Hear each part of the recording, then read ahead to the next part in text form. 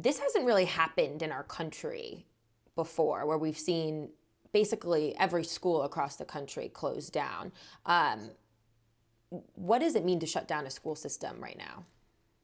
I think American families and everyone is seeing the importance of public education as an institution and that it facilitates all of our lives. It allows parents to work, it allows kids to be safe, it allows them to be fed and supported, and of course, learn.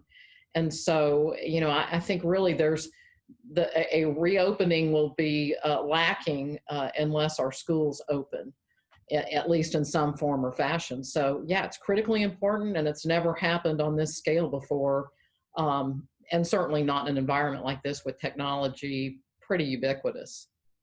Do you think that the administration should be putting out specific guidelines for how to do this, or is it more of a state and local issue?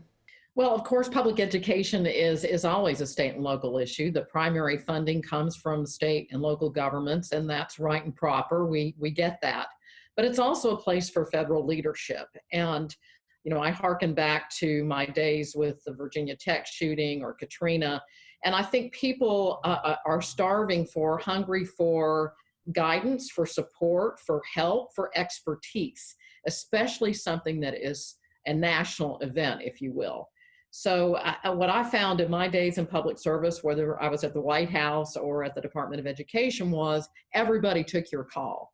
So, if you wanted to convene the world's greatest school architects or the world's greatest mental health providers or people who are truly experts in online assessment or digital learning, you have the power to convene that expertise and to provide some best practice guides, not requirements, but give folks some guidance. Otherwise, what's happening now, and we are in the laboratories of innovation in states, is that folks are having to figure it out on their own.